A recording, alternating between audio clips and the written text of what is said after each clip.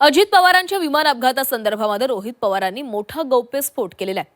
विमानातील अधिकच्या फ्यूल टँकवरूनही त्यांनी खळबळजनक दावे केलेत। एवढंच नव्हे तर अजित पवारांच्या विमानातील पायलट सुमित कपूर यांच्या संदर्भातही रोहित पवारांनी काही मोठे दावे केलेले आहेत। सुमित कपूर यांना कौटुंबिक अडचण होती, तसंच त्यांना दारू पिण्याचीही सवय होती असाही आरोप पायलट सुमित कपूर यांच्यावर त्यांनी केलेला आहे।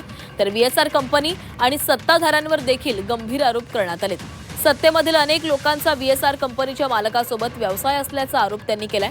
रोहित पवारांनंतर प्रफुल्ल पटेलांनी देखील VSR कंपनीच्या कार्यपद्धतीवर बोट ठेवलेलं आहे।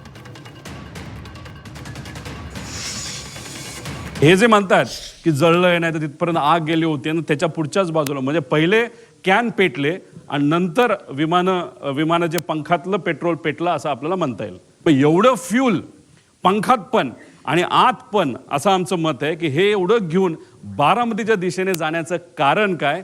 आणि जे मी पायलटच्या बाबतीत बोललो होतो की मुद्दामूनच कदाचित त्याचा वापर करून पायलटचा वापर करून हा घातपात झाला असावा।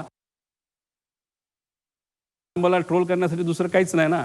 मग हे तू स्वतः ट्रॅव्हल करत असताना तुला काय कळलं नाही का? आम्हाला थोडी कळणार होतं का? तुझी अपेक्षा होती का? त्या ट्रोलरची अपेक्षा होती की त्यावेळेसच माझा ॲक्सिडेंट त्या ठिकाणी व्हायला पाहिजे होता, मी संपायला पाहिजे होतं तर क्रिकेटरही संपायला पाहिजे होतं, अशी तुझी अपेक्षा होती का?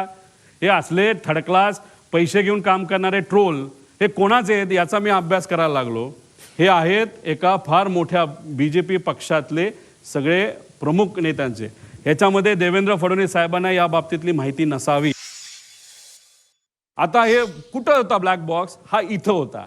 आता या ब्लॅक बॉक्स म्हणजे विमानाच्या त्या बाजूला हा ब्लॅक बॉक्स जर इथं होता तर अरे बॉडी कुठं जळली आहे?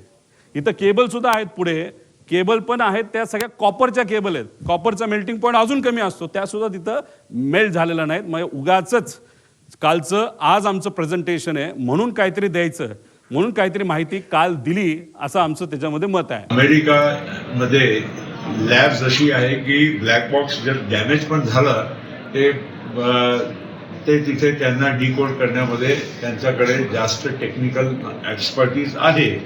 तर असू शकते की अमेरिकाला पाठवून तिथून आणखीन ते डिकोडिंग करून आपल्याला माहिती मिळेल।